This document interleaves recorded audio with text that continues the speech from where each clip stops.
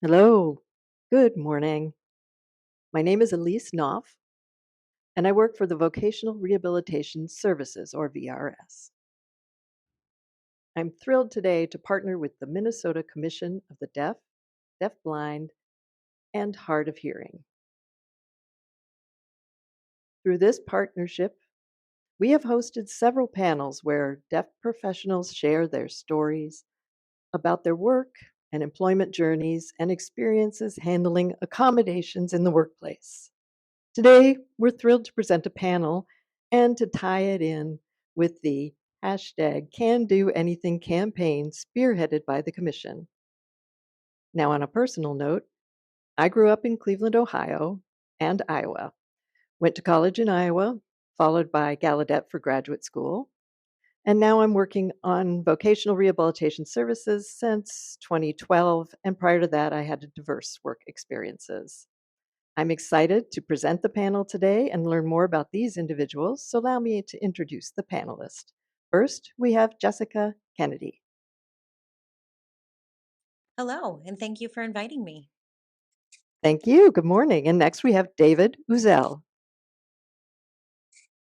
Hello, everyone. Good morning. And last but not least, Bree Herold. Hello and good morning. Thank you all so much for giving your time to this. I know the students will benefit from watching your stories and experiences. You were once students yourselves. Me too. I'm curious about how to help the students find their passions, learn more about themselves as they analyze who they are and how they can contribute to society and determine their future employment goals. Would you mind backing us up a little bit and allow us to learn a little bit more about where you went to high school? Jessica? Yes, my experience is a bit different as I was born a coda and was mainstreamed at a private Catholic school. But during high school, my hearing deteriorated to the point where I became fully deaf. Thank you for sharing that. Next, David. Sure. I grew up in Chicago, Illinois, where I was mainstreamed, and that was all the way through high school. Okay. Bree? I grew up mainstreamed. Really, I was the only deaf student in the school district until 10th grade when I transferred to Metro Deaf School in St. Paul. Wow, what a variety of experiences with high school. We're aware of a variety of options. Some deaf students attend schools for the deaf, while others are mainstreamed. Others are the single deaf student in the entire school. Some are homeschooled as well. There's a diverse range of communication modes too. And think back to your experiences with high school. Can you share with us a bit more about what support you had? Was there someone you looked up to, friends, family who helped guide you through the journeys of deciding what to do? I laugh because for me, it wasn't a straightforward journey. It was not linear. After graduating from high school, I didn't know what I wanted to do. So I started out with going to a community college where I got my associate degree and transferred to the University of Minnesota, where I was still deciding on what I wanted to do. Still didn't know, so I talked with several friends and family about it. I had a few friends who themselves were older and more experienced. So that journey of how to go to graduate school on time and then balance life and studies was challenging, and I was able to learn through that experience. Good, thank you. David? Yeah, great question. Back in high school, I considered becoming a teacher or a lawyer. And then I went to Gallaudet University, and during that period of my life, I didn't really have a sense of direction about what I wanted to do. I graduated with a bachelor's degree in history, and post graduation, I searched for a job for several months. A good friend of mine had just been hired at a restaurant and offered me a job. Couldn't say no to that. I figured I would do that for a couple of years and pay my bills until I figured out what I wanted to do next, whether that was graduate school or something else. But I liked it, and I just jumped into that profession for the next 10 years. During that time, I worked in fine dining, even at the White House, and it took me to Sweden too. Eventually, I became the manager of a deaf owned restaurant in Washington, D.C., named Mozzeria. Then the coronavirus hit, and I started up a business that focused on tutoring deaf and hard of hearing students in K 12 settings through the continuing adult education programs. And we did that online. And now I work for the state of Minnesota. Wow, what a diverse experience you've had. Your journey was not a straight shot, but a meandering path, and I think that's true for all of you. One never knows exactly what you all want to do after high school. High school is when one starts to learn about themselves.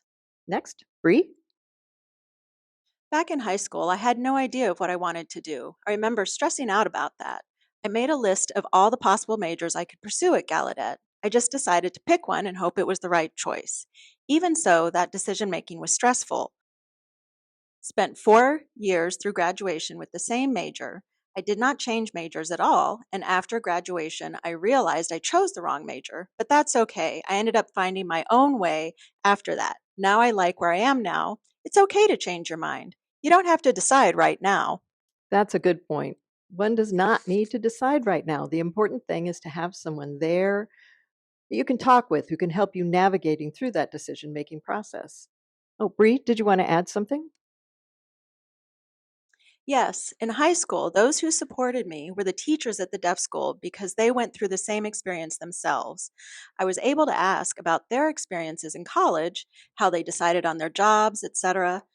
Just be curious and find out more information about people around you and their experiences. Then, when entering college, it's finding the balance between having fun and learning, getting to know your professors, and networking with people outside school as well. Meeting deaf people who are already working in the field that you want to work in. Ask them what it is like and see if you are indeed interested in that field. Ask them how they got there and follow their steps. I appreciate that you were able to ask folks and having that as a resource to learn more about your choices. Did either of you want to add more, or do you have someone who helped you think about your career choices? I'd like to add this. After I graduated from college, I thought about going into law school.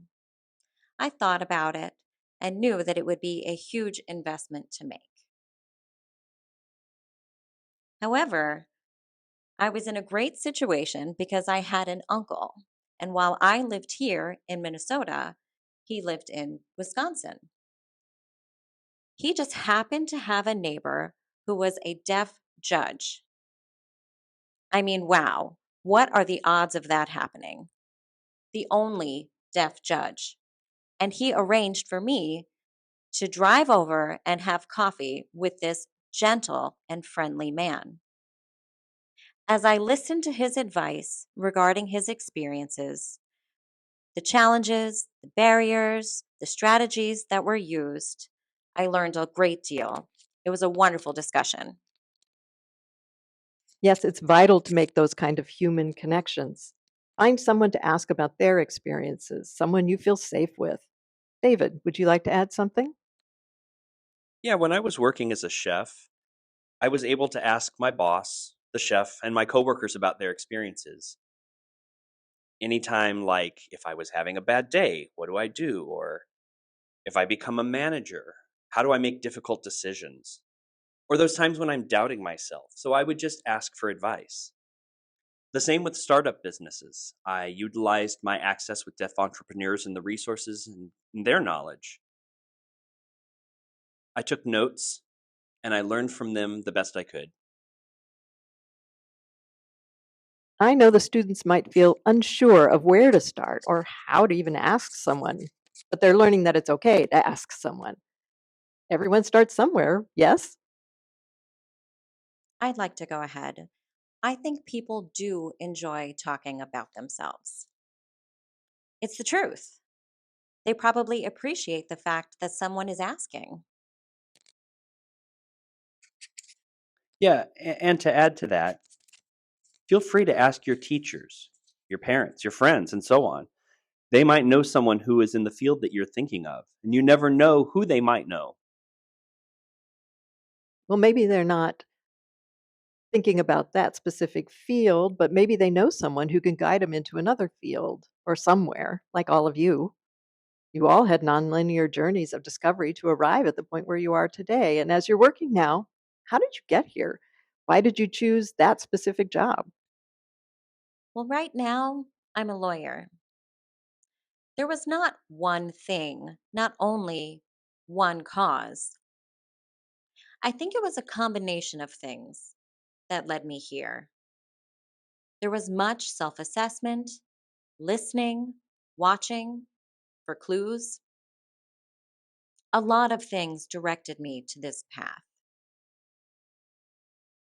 For me, this is the right path. This is my purpose. Be open minded and listen to the people, the things that are happening in your life. There's introspection. Take quiet time to listen for what motivates and inspires you.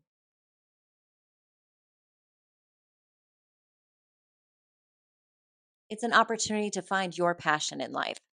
Thank you. Yes, David? Well, I got to where I am today, and right now I work for the state of Minnesota.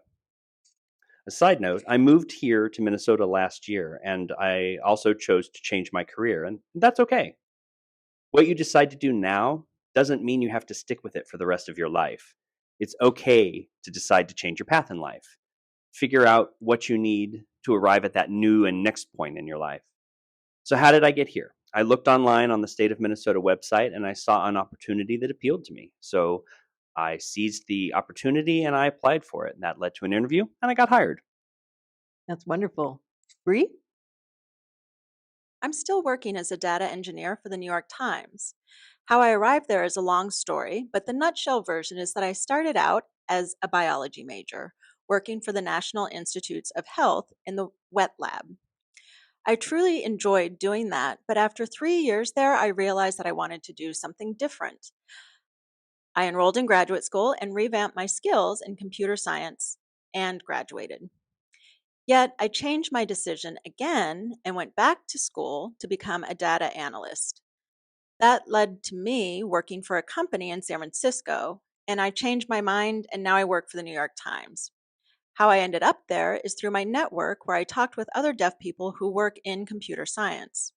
I asked them what type of work they were doing, what it was like for them in that environment. The reason I chose this type of work was because it was a remote position. I can communicate with my coworkers through Slack app.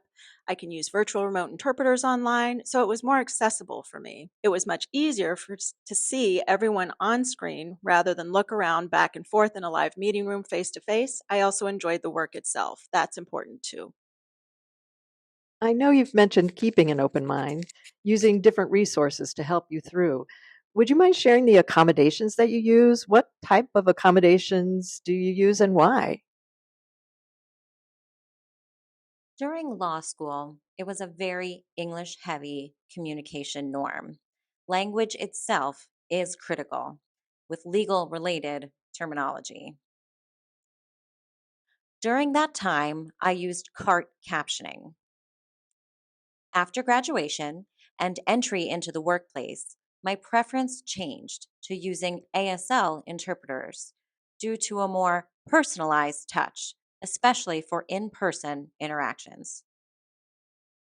But I did not use interpreters as much as I wish I had. Looking back, I wish that I had used interpreters more often. I wish that I had advocated more for full time designated interpreters. Instead, I was more willing to lip read and put this burden on myself. I wish I had advocated more for myself.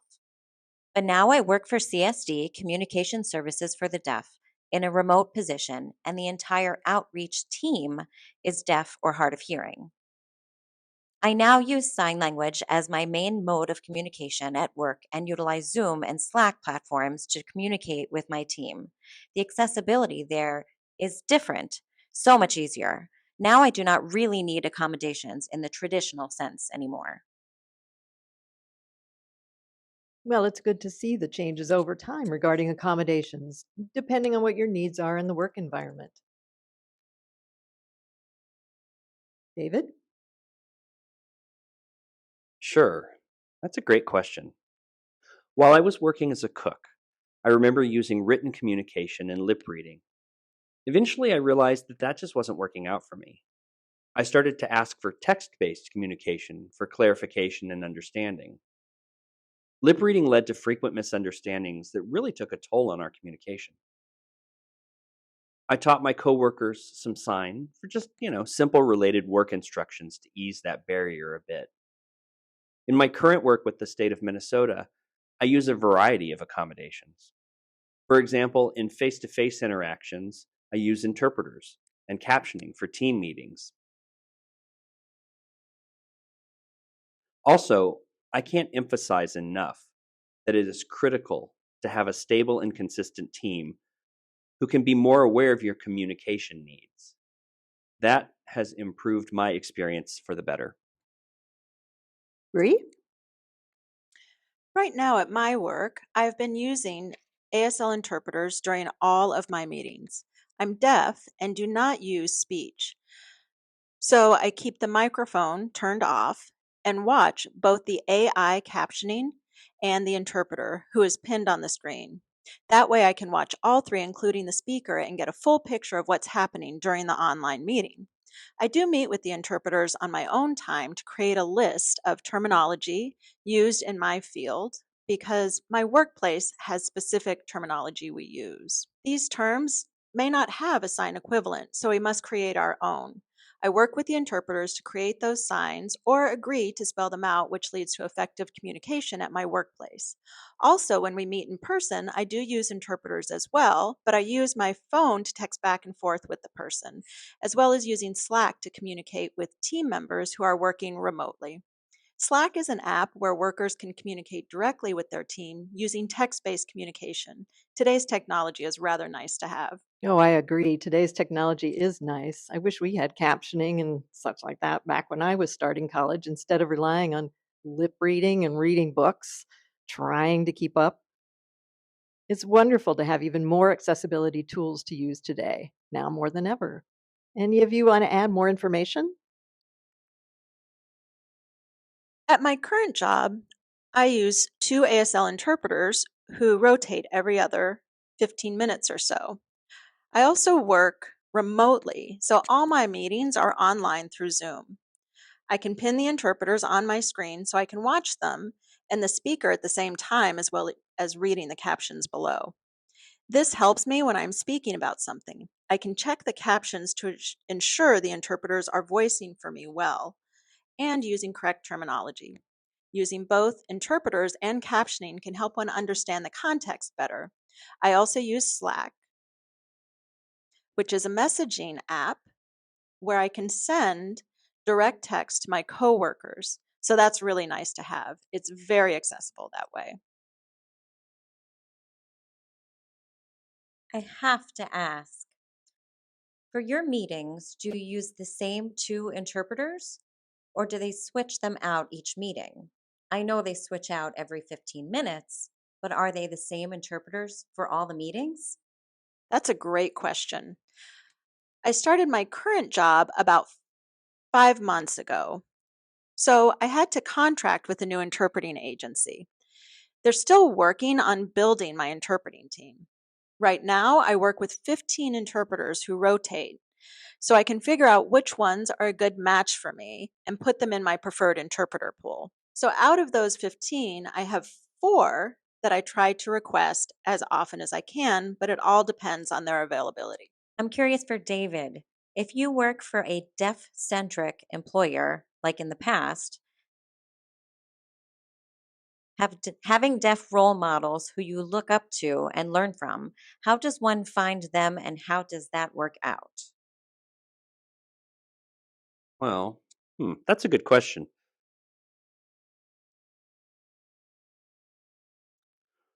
One of my role models while I was working was a chef that I had worked with. Whenever I had a particular situation I felt free to just nudge them and ask for input. And like I mentioned earlier, it's vital to advocate for oneself. Share the resources and accommodations you need to be the best possible student, the best possible employee, and to work with each other to make that all possible. I think what's needed is advocacy education. Educate your boss, especially about your needs, why you need them, etc. Sometimes they do need help with finding where accommodations are or how to make arrangements for them. So be prepared to educate others. Be your own advocate as well. Well, this brings us to the place where we think about how to add to our own toolboxes, tips, resources for students, ideas for them to consider. Do you all have something to help them as they travel through life and what it entails? Free? One tip that I'd like to share is seeking a peer group that shares the same interests that you do. For example, if you're interested in engineering, there's a group called Deaf Pros. There's about 300 or 400 people in that group. You can reach out to them and ask, hey, there's this situation with a hearing coworker, and what would you do in that situation? They can share insight on how to handle that kind of situation or just to hang out. It can be lonely in a hearing centric environment. It's nice to have the kind of group that one can go home to. I found a professional group consisting of deaf lawyers and legal professionals from all over the country. I think there's maybe 200 members total. Maybe 50 of them are lawyers, but there's a diversity of communication and identity in that group. So it's very nice to have a common ground that we share, just like you do with the Slack communication group, asking how to approach things. This group is similar. Having that peer support truly does make a difference.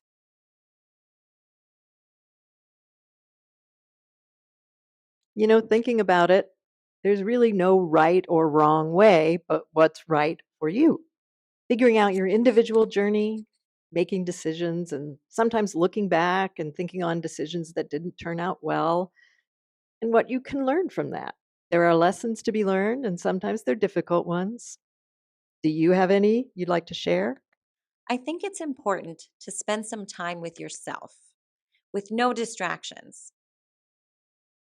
Be able to unplug from the world and to sit and do a self analysis, thinking about where you want to go next in life, what your future might look like, etc. Then plan that out starting today. For me, that was helpful to figure out what I wanted to do and how to get to this point. What might things look like in 10 years? It's important to find a good, balanced life. Enjoy life and studying and the work that you do. That's something that's easy to say, but very hard to do. If you can find that balance, then it's all good, and your future will be solid. I think you both might have had this experience too. But in my field, we still see many barriers, and you want to look for someone who's already been through it and ask about their experiences. But sometimes there's no one to ask. Continue to break those barriers down. Take the risk. Try it yourself. Do not regret it. It's possible in 5 or 10 years you will regret not trying. I'm encouraging you to try and break those barriers. Do you two share the same thought? Similar thoughts, yes, but also I have two thoughts about that.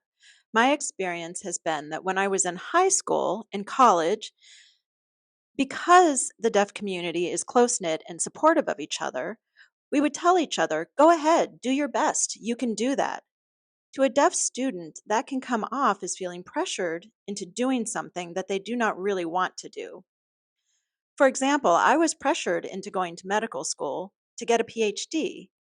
They said I was smart and I could do it, but I questioned if it really was what I wanted. It can be hard for young students to separate what others want of me and what I want for myself. So that self analysis and figuring out what you actually want for yourself. I love that thought. The separation of what's wanted of you and what you want to do.